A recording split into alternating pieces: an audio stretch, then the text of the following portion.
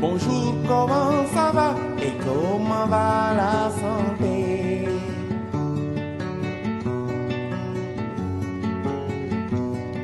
Bonjour, comment ça va et comment va la santé?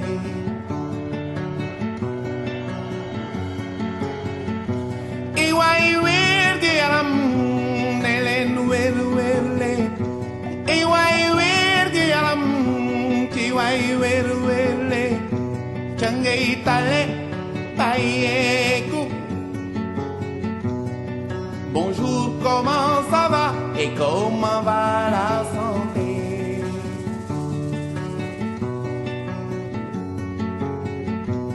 Suma tante je nek kauga, tante je nek kauga, tetanos tanel ko, taganyu wonak iler jil suuf taf jagonga.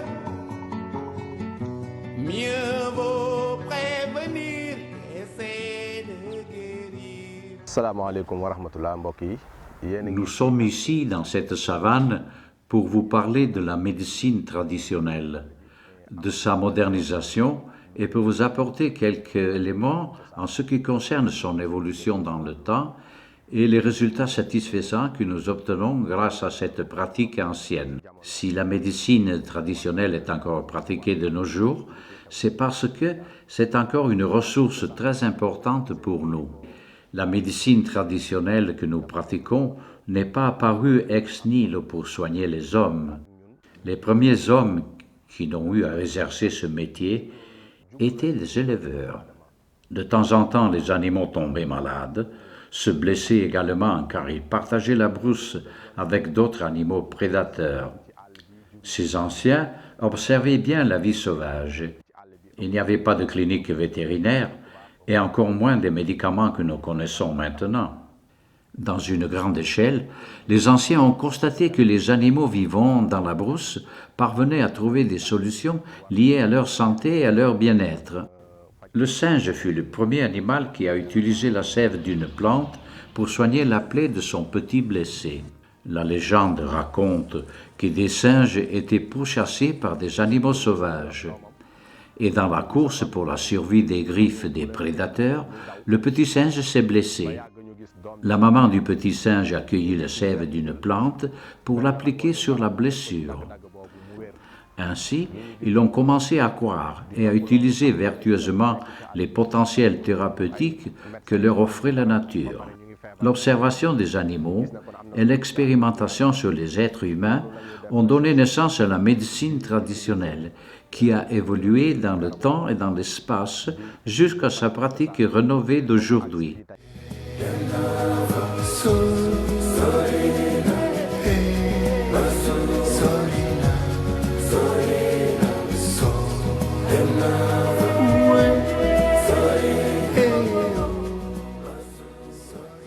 Abito qua a Brusson e fin da piccolo i miei facevano gli agricoltori e io seguivo nei campi i miei genitori e lì ho imparato molte cose della natura.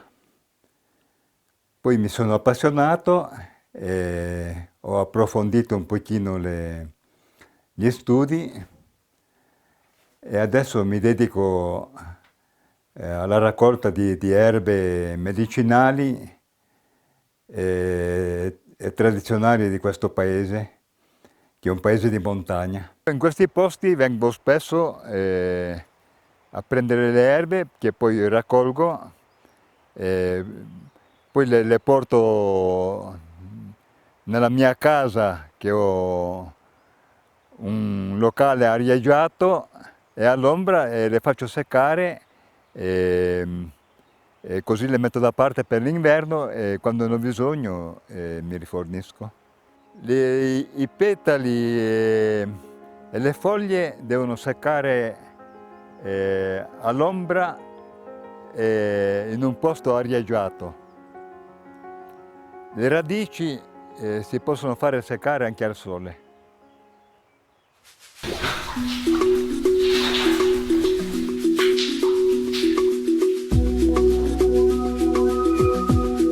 You're Johnny Gaida is not a someone. Joy Seniga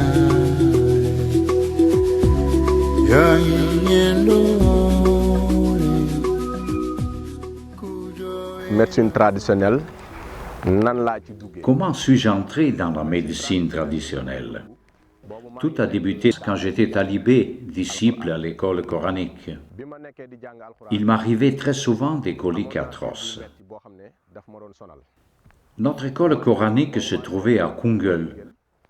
J'avais tellement mal au ventre que l'on m'a amené à Tchakati, à Ribo-Escale. Dans ce village habitait un vieux chaman, très compétent et plein de sagesse. Après m'avoir consulté, il m'a remis une poudre à dissoudre dans un verre d'eau. Dès que j'ai bu cette solution, j'ai subitement vomi tout ce que j'avais mangé auparavant et je commençais à me sentir mieux. J'ai vu qu'il n'y avait rien qui rappelait un hôpital. Il n'y avait ni lit, ni ciseaux, ni pansements, ni comprimés, ni alcool, rien. Il n'y avait que des feuilles séchées, des racines de plantes les plus variées, des cortex, des bocaux remplis de solutions. Ce décor m'a toujours suivi tout au long de mon apprentissage à l'école coranique. Je me rappelle des conditions dans lesquelles je me trouvais avant de partir chez ce vieux chaman et comment je me sentais après son intervention. Avec ces coliques, je me sentais tellement mal que je n'arrivais même plus à marcher. C'était comme deux mondes diamétralement opposés. De là, j'ai compris la valeur inestimable de la médecine traditionnelle. Je côtoyais également les maîtres pour connaître quelques secrets liés à la médecine traditionnelle. Ainsi, j'ai compris que j'étais destiné à évoluer dans ce domaine une fois devenu adulte. Una volta, qua non c'erano farmacie, i dottori erano pochi e la gente si curava con le erbe per alleviare questi dolori. E molte cose le impararono anche dagli animali perché andavano nei prati e guardavano anche quelli che mangiavano le mucche oppure quello che mangiava il cane o il gatto o cosa prendeva e poi sono venute le farmacie e tutto cambiato, ma allora non c'era niente e dovevano imparare da soli a conoscere quello che fa bene e quello che fa male. E poi da padre in figlio si tramanda. Io avevo i miei in famiglia che lavorando nei campi avevano imparato dai loro parenti e poi insegnano ai più piccoli e man mano finora è andato avanti così, cosa che non si ripeterà più. Ma... Ces gousses que vous voyez là, ce sont des gousses de nep-nep ou Acacia nilotica. Dans notre travail, on le conditionne en poudre ou en solution pour le soulagement des maux. Cette plante multi-usage est pleine de vertus thérapeutiques. Il existe plusieurs variétés de nep-nep. Celui-là avec la tige noire produit ses gousses, tandis que celui avec la tige rose, c'est difficile d'en trouver. Cet arbre préfère évoluer dans des sols argileux et limoneux. C'est une plante hydrophile qui peut tolérer les inondations pour une longue période. Cette gousse-là est très intéressante. D'abord, il y a des rituels à faire avant de les cueillir de l'arbre, car chaque arbre a ses propres règles du point de vue relationnel avec le guérisseur. Après la cueillette, il faut les laver à grande eau pour enlever toutes les impuretés. Ensuite, on les fait sécher pour les réduire en poudre. La poudre obtenue sera tamisée afin d'obtenir une substance homogène pure. Avec les caries et les maux de dents, par exemple, nos produits 100% naturels donnent des résultats totalement garantis. Il suffit de prendre une cuillerée de poudre de nep-nep dans un verre d'eau tiède. Non seulement ça soulage la douleur, mais ça élimine toutes les bactéries de la bouche. Le nep-nep est un antiseptique, mais également un antalgique très efficace contre les maux de dents, les gonflements des joues, etc. De la même façon, le nep-nep aide beaucoup contre les constipations chroniques ou la mauvaise digestion. Il a un pouvoir laxatif sans précédent. Qui abbiamo le gemme di pino silvestre. Si devono raccogliere in primavera appena sono piccole. Poi si fanno seccare e si possono usare in parecchi modi. Si possono fare anche decotti, che è ottimo per la tosse. Possono fare anche come aerosol per liberare le vie aeree, liberare i polmoni per la tosse. Poi si possono mettere nel miele, diventa un miele aromatico, anche quello va bene per la tosse. Qui abbiamo la tussilagine, tussilago farfara.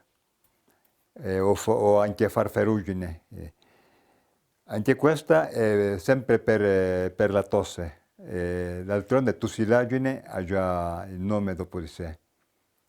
Anche queste si raccolgono in primavera appena va via la neve. Ici, nous avons le Calotropis procera, portant en wolof ou pommier de Sodome. Le portant présente plusieurs vertus. Chaque partie de cet arbre représente un ingrédient d'une grande valeur thérapeutique pour la médecine traditionnelle. Le Calotropis procera est un arbre dont les propriétés médicinales sont empreintes de magie. Il y a des formules codifiées qu'il faut réciter pour avoir la permission d'utiliser telle ou telle partie de cet arbre, qu'il s'agisse des feuilles, des fleurs, de la tige ou des racines, afin d'éviter toutes sortes d'inconvénients liés à l'intégrité de cet arbre, mais également à celui du cueilleur. Je ne pourrais pas prononcer ce secret par respect aux normes qui régissent l'initiation au métier de tradipraticien. E qua d'inverno viene giù la valanga e c'è tutta la neve fino qua.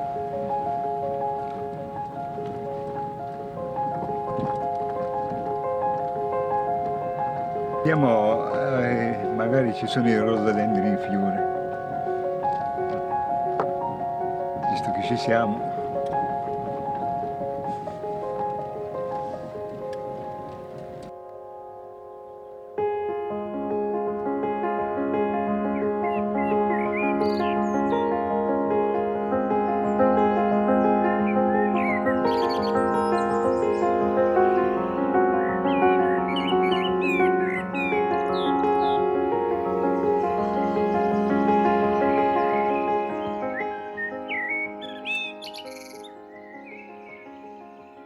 Troviamo in comune di Brisson, località Estul.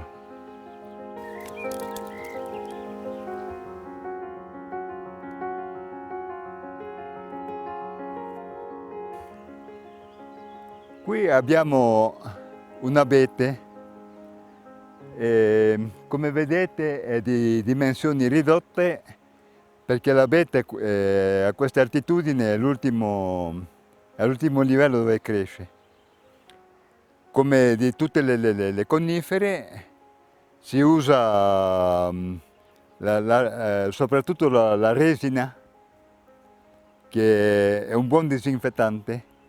La medicina ufficiale si sta impadronendo sempre di più delle antiche conoscenze e in questo modo possiamo dire che nulla è perduto. Per esempio l'aspirina ha preso il suo nome dalla Spirea ulmaria, perché la Spirea ulmaria contiene l'acido acetil salicilico. Noi chiamiamo comunemente la rana di Epri, oltre che essere diciamo, una specie di aspirina che un po' più blanda di quella ufficiale, e la usano molto anche come per disidratare quando uno ha le gambe gonfie o perché fa urinare. E si può fare, la usano anche molto a mettere i piedi gonfi nell'acqua della spirea perché gli tira l'acqua. La medicina delle piante è complementare con l'altra medicina, perché tutte e due hanno le stesse finalità con un metodo un po' diverso di assunzione.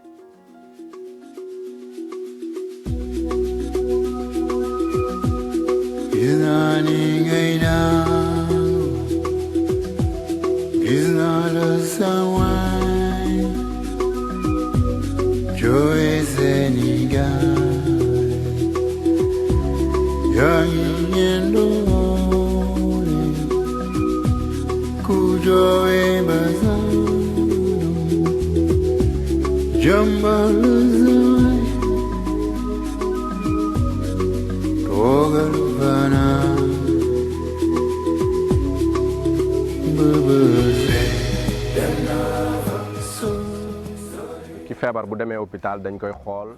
Quand le malade va à l'hôpital, le médecin lui fait des diagnostics avec ses appareils ou bien des analyses. Si nécessaire, il lui prescrit des médicaments à prendre ou la thérapie à suivre. De la même façon, en tant que tradipraticien, la médecine traditionnelle nous octroie d'autres modes de consultation.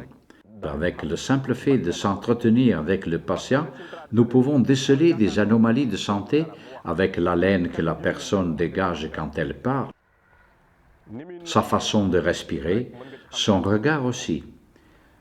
Tout cela peut nous renseigner sur l'état du patient dans un premier temps. La médecine traditionnelle offre des paramètres bien précis à ses initiés pour connaître et comprendre ce qui ne va pas chez le patient. Néanmoins, on ne se limite pas seulement à des observations pour déduire une thérapie. Nous demandons également au patient qu'est-ce qu'il ressent. Il nous arrive également de soulager la douleur avant d'attaquer à la racine de la douleur. Quelquefois aussi, la personne peut être malade, il ne ressent pas la douleur. Dans ce cas, on excite sa maladie pour la faire manifester en provoquant la douleur pour pouvoir la soigner après. La médecine traditionnelle a ses secrets qu'il faut connaître et maîtriser sans pour autant recourir à des analyses de la médecine moderne. Cependant, ces secrets-là représentent une discipline à part entière qu'il faut étudier à fond pour pouvoir la maîtriser sur plusieurs années. Personnellement, les longues années que j'ai consacrées à la recherche de ces connaissances m'ont permis aujourd'hui d'être capable de soigner une personne à distance grâce aux secrets et au savoir-faire des anciens. Il faut reconsidérer la médecine traditionnelle en tant que grande ressource à promouvoir et se demander pourquoi et comment elle a su résister depuis des millénaires au service de la santé et le bien-être des populations. Io questa cosa non lo faccio per lavoro, ma lo faccio perché l'ho ricevuto dai miei anziani e ho sentito di continuare e se posso aiutare qualcuno che ha bisogno io lo faccio volentieri e sono contento se qualcuno può servire i miei consigli e le mie idee. Quelli che me l'hanno insegnato, anche per rispetto nei loro confronti, ci tenevi a far vedere che ti interessavi a queste cose. Oltre che essere utile, era anche un rispetto per quelli che ti avevano insegnato. Perché loro avevano messo tutto per dirti qualcosa e tu devi dimostrare di aver capito che avevano fatto per il tuo bene e quindi avevi capito che dovevi imparare e dovevi continuare. La posologie de la médecine traditionnelle s'applique avec ses règles. Dans la médecine moderne, le médecin prescrit et conseille le patient de prendre par exemple 2 comprimés le matin et 2 comprimés le soir. Nous également, notre posologie se base sur des pratiques ancestrales qui suivent des signes bien précis de la nature. En fait, quand nous sommes arrivés, nous n'avons pas trouvé un amas de gousses de nep-nep désordonnées. Non, nous avons cueilli des gousses à 3 pièces et des gousses à 2 pièces, comme des comprimés. Les anciens nous ont enseigné la posologie à travers l'observation des plantes. Nous sommes en mesure de conseiller telle ou telle plante, ou bien telle feuille avec telle autre feuille, selon le type de maladie, et y apporter notre expertise sans se tromper. Donc, par analogie numérique, nous pouvons agir selon la nature de la pathologie. Chaque plante est liée à une codification dans le monde des secrets de la médecine traditionnelle. Une combinaison de tout cela nous permet de donner la dose idoine pour telle ou telle pathologie.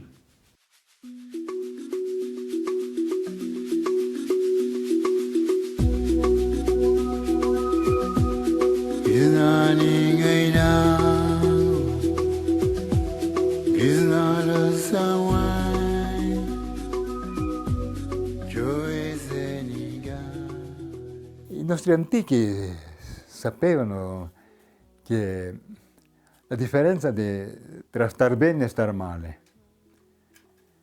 e cercavano sempre di star meglio. E siccome per star meglio bisogna cercare qualcosa, sapere quello che ti fa bene e distinguere tra quello che ti fa bene e quello che ti fa male, giocavano anche sull'intelligenza, di dire se questo mi fa bene io lo uso e se questo mi fa male io non lo uso. Perché l'uomo una volta, ai tempi primitivi, era come gli animali, che aveva l'istinto.